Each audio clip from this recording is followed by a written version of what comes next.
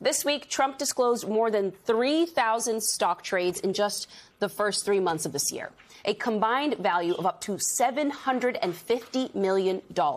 Shares included NVIDIA, Apple, Boeing, and Tesla, and the CEOs of all those companies just so happened to be with Trump during his recent trip to China. And we must note, according to a spokesperson for the Trump family business, neither President Trump, his family, nor the Trump Organization plays any role in selecting, directing, or approving specific investments. They receive no advance notice of trading activity and provide no input regarding investment decisions or portfolio management. So, I mean, Catherine, does that clear everything up there? My understanding is, okay, I get it. Trump didn't download the Fidelity app or Vanguard or whatever and do all the trading by himself. I assume they have advisors and folks that they pay for. But does that explain all the questions away? Or are you good on that front? You know, whoever said crime doesn't pay did not anticipate the Trump era. I think that's really the lesson of all of this here. That list of headlines that you just rattled off about stock trading, about the $1.8 billion anti-weaponization. I think we're not supposed to call it a slush fund, but other people have called it a slush fund. Dropping the audit of Donald Trump, not just now, but apparently in perpetuity. Any one of those things, and I've left out a whole bunch of other ones, would have been administration ending, presumably, for any prior administration in any prior era. And we're not there. And it's just... And in the Trump era, it's just 1 week. It's just a week. It's just a week. And really, I can't even remember all of these corruption-related headlines because that's part of the reason we have to script them, because it's hard to keep track of all of them. But, you know, it's just so striking. Some of the little factoids that you can pull out of all of this. Just as an example, Trump traded $750 million in the first 3 months of this year. People have been like understandably going kind of berserk about congressional stock trading. Just to put this in context, this is more than the total value of all congressional stock trading over a year combined by every single member of Congress. Trump did it in the first 3 months. And I think it would have to be 50 trades or so every single day of the first quarter to hit the roughly, I think it's 3,600 trades that were executed on his behalf.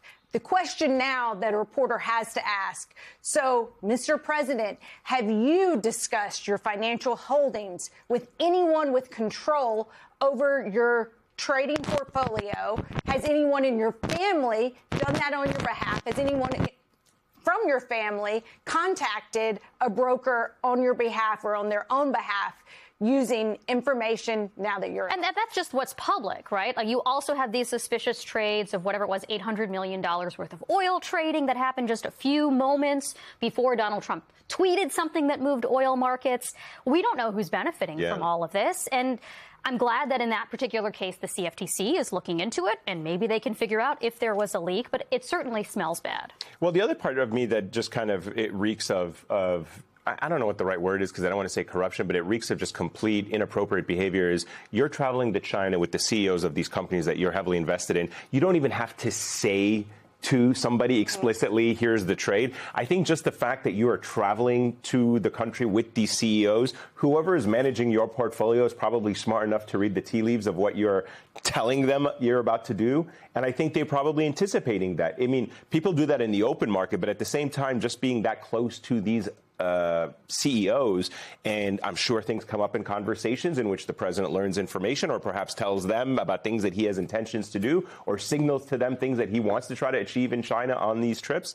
And so you just have to wonder how all of this is happening without any kind of mechanism to prevent corruption or anything even more sinister than that. And we're just supposed to be idiots. We're supposed to take at face value. Oh, you decide to let China buy these NVIDIA chips that have been banned, but a week earlier, oh, just total coincidence that you made a multi-million-dollar investment in NVIDIA. We're supposed to just believe that like we're total idiots. It is so galling that they think that we're just stupid and that we're going to let them get away with this. Well, in a way, I almost think they've kind of proven they can get away with it. They can get away with it. Like, it's so like brazen that it seems like it's hidden in plain sight, when you're doing it that out in the open, because it's hard to keep track of the headlines, you're constantly kind of going back and being like, wait a minute. So, and it's like piling up like exponentially. You're just sort of lost in it. And I think for your average American trying to figure out how they're paying their own bills, they're aggravated by it. They tell our colleagues that they're pissed off by it, but it's like they have like their own stuff they're dealing with. And they're only putting a couple of gallons of gas at a time in their gas tank to get from their home to their work because they simply can't afford to fill up the tank. I still feel sorry for Americans who felt that Donald Trump was championing the little guy and was going to be out there to, what was it, drain the swamp? And look at him now. Yeah. I mean, there's reporting of a couple saying that like they're like literally fasting at times to be able to afford. I think the real question here is how much does all of this corruption stuff break through, and that split screen between people not being able to feed themselves and this 1.8. It's frankly all Democrats should talk about. They should just leave the economy alone because people feel it and people know it and just hammer the corruption. Well, I think they can do both at once. We're going to talk about some more of that later tonight.